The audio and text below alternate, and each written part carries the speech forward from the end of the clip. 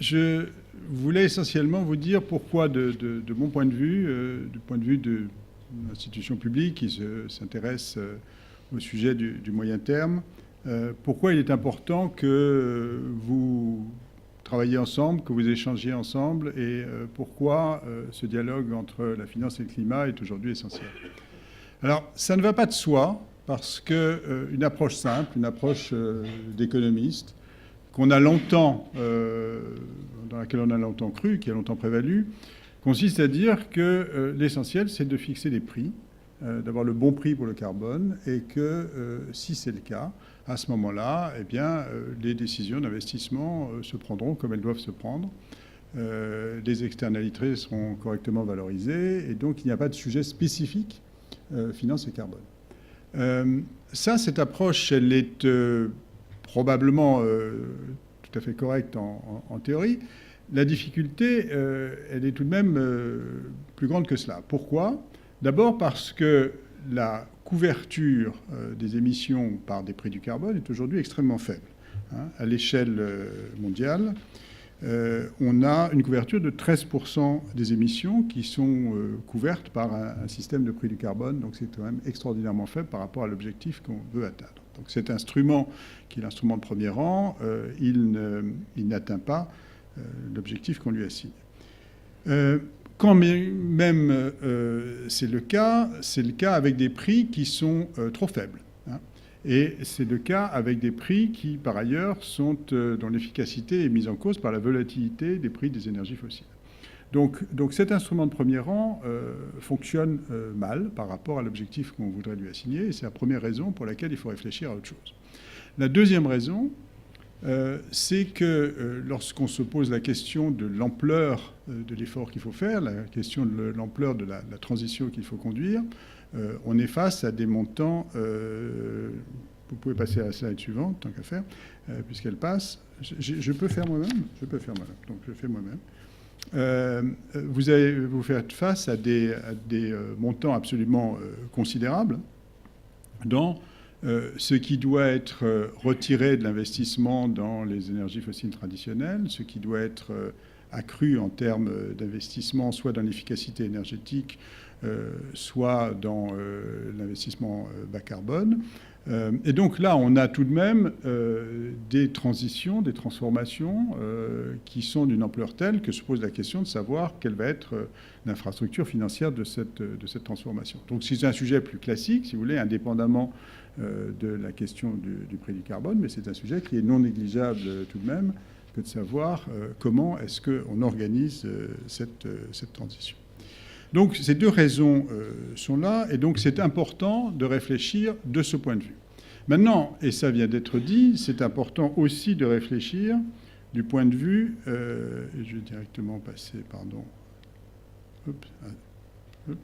voilà. C'est important aussi de réfléchir du point de vue opposé. Et le point de vue opposé, c'est tout ce dont on vient de parler, c'est-à-dire la question de savoir quel est le risque climatique pour le système financier. Alors, ce qui est intéressant, c'est que cette question, elle a d'abord été posée par une initiative citoyenne de désinvestissement, consistant à constater que la valorisation des ressources fossiles qui étaient dans le marché financier, dans les marchés boursiers, excédait de beaucoup ce qui était compatible avec le respect des objectifs de l'accord de Paris, avant même l'accord de Paris d'ailleurs. Et donc il y avait là une incohérence, et que cette incohérence devait être questionnée, et donc c'était le motif à conduire des stratégies de désinvestissement. Mais le moment décisif, c'est le moment où Mark Carney, le gouverneur de la Banque d'Angleterre, s'est saisi de cette question et en a fait un sujet de risque financier bientôt suivi par d'autres grands acteurs, d'autres gouverneurs, notamment François Villeroy de Galhau était venu il y a un an, au moment de la conférence de PR, il y a une conférence qu'on organisait, pour dire qu'il rejoignait sur ce point McCartney et que ça devenait un sujet de stabilité financière. Donc ça, c'est tout à fait important parce que c'est la connexion qui s'établit de l'autre côté et qui du coup va conduire à ce que, au-delà des initiatives citoyennes, au-delà du doute qui peut saisir tel ou tel investisseur, il y a une responsabilité publique dans le fait de considérer que là, il y a des sujets à moyen terme de cohérence entre les politiques publiques qui sont conduites en matière de climat et en matière de stabilité financière, et donc des responsabilités aussi dans les orientations, dans les directions qui sont données aux acteurs de la finance.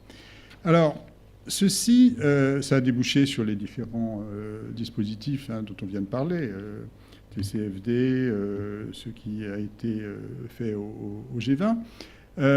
Mais ça souligne un point qui est un point, en fait, le point crucial, qui est le point de la crédibilité des engagements qui ont été pris et qui restent incertaines. Si les engagements étaient parfaitement crédibles, on n'aurait pas les problèmes sur les prix et on n'aurait pas non plus le problème sur la valorisation dans les stocks d'actifs de manière incohérente avec ce qui correspond aux engagements qui ont été pris. Or, cette crédibilité, ce défaut de crédibilité, il vient, par exemple, du fait que les engagements pris dans l'accord de Paris, ça représente 30% de moins que ce qu'il faudrait, 30 à 40% de moins de ce qu'il faudrait pour véritablement limiter la hausse des températures à 2 degrés. Donc il y a bien un problème de crédibilité collective. Non seulement il y a un problème de mise en œuvre de l'accord de Paris, mais il y a un problème de rehaussement des objectifs par rapport à cet accord. Et donc ce problème de crédibilité, la question vient inévitablement à un moment de savoir si on peut aider à le résoudre à travers précisément un engagement plus précis à travers des engagements sur des actifs financiers. Alors, dans tout ce qui a été présenté, je crois qu'il faut bien distinguer deux choses.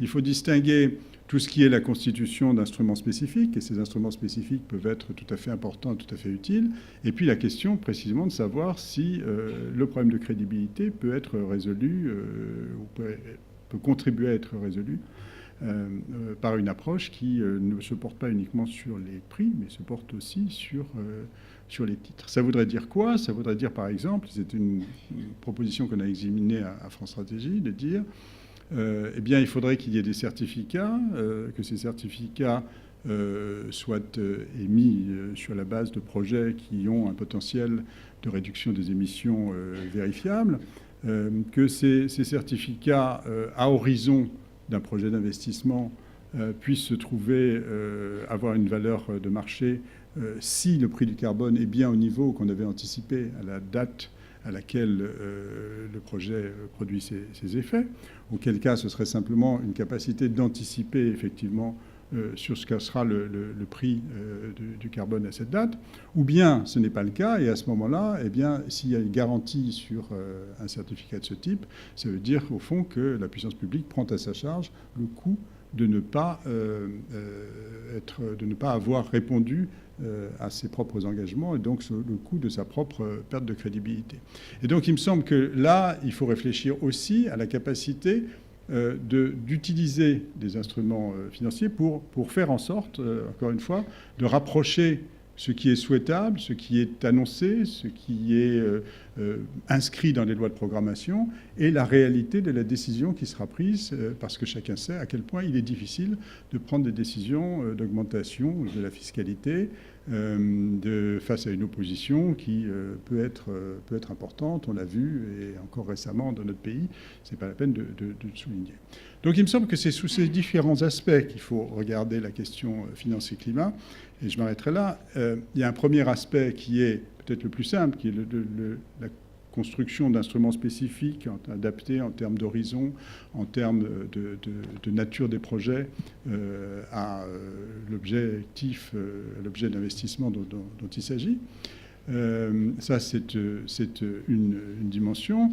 Il y a une deuxième dimension qui est d'accompagner cet effort gigantesque, effectivement, de réorientation des investissements et de lier aujourd'hui et demain, comme traditionnellement, c'est le rôle de la finance, après tout, dans une économie, que de lier aujourd'hui et demain à une échelle et à une échelle de temps qui correspondent à ce qu'il faut. Et puis troisièmement, c'est de voir s'il y a aussi la capacité de résoudre ces problèmes de crédibilité, soit en jouant du côté de la stabilité financière et donc de l'examen de l'exposition au risque carbone des différents portefeuilles, soit en jouant de l'autre côté à travers des mécanismes de garantie qui pourraient être introduits et qui pourraient signifier que la puissance publique, d'une certaine manière, s'engage, mais du skin in the game, pour effectivement crédibiliser ses propres engagements. Voilà les quelques éléments que je voulais vous indiquer, en ayant conscience qu'ils sont très généraux par rapport à ce qui va faire la matière de votre discussion et qui a d'ailleurs déjà commencé avec l'exposé précédent. Merci. Merci beaucoup.